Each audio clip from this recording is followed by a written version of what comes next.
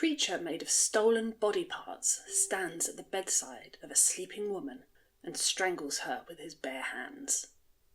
He has taught himself to read. He has taught himself to feel. And the man who made him, who then abandoned him, feared him, hunted him, is watching it happen and can do absolutely nothing to stop it.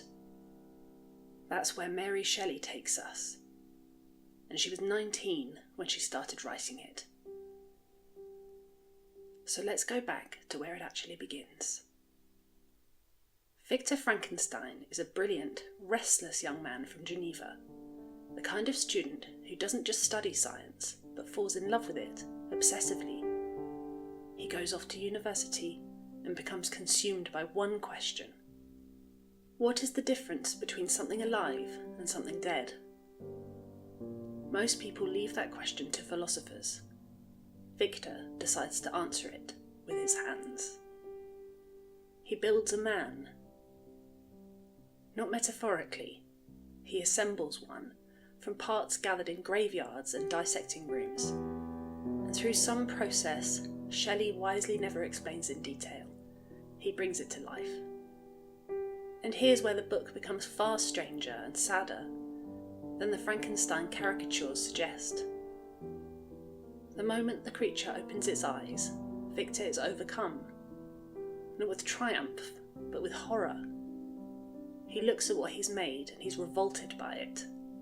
He flees the room.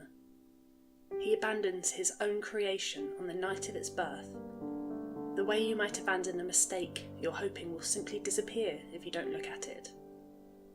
It does not disappear.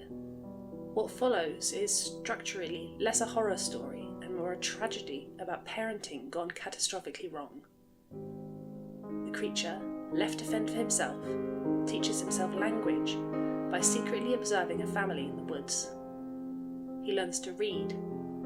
He learned Milton, Plutarch, The Sorrows of Werther, which is a remarkable curriculum for someone whose education consists entirely of spying through a crack in the wall. He becomes thoughtful and articulate, but lonely beyond description. Every single time he approaches another human being, hoping for some scrap of companionship, he's met with screaming and stones and flight. People see his face and decide instantly that whatever is inside him must match it. Eventually he tracks down his creator and asks for one thing: a companion. Someone like him, so he isn't alone. Viktor agrees, then changes his mind halfway through building her, and that refusal is the pivot the entire second half of the novel turns on. Because the creature, who has tried patience, tried pleading, tried reason, decides he has one tool left. He turns to ruin. He murders Viktor's younger brother. He kills Viktor's closest friend. And on his wedding night, Viktor's bride Elizabeth is murdered too, while Viktor is downstairs guarding the wrong door. What's left is the chase. Viktor pursuing the creature across half the globe, all the way to the Arctic, each of them now bound to the other more tightly than either would like to admit. Creator and creation, locked in the same orbit, neither able to let the other go.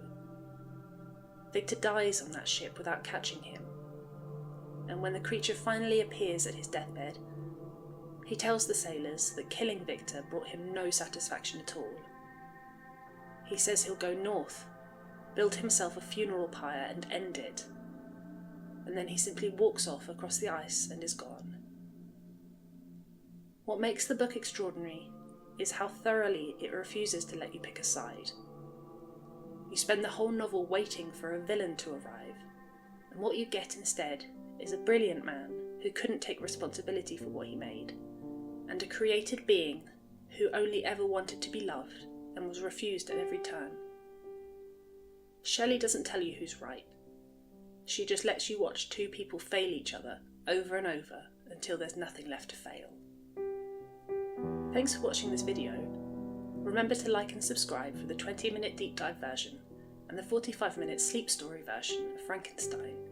and 5-minute versions of other classic literary tales.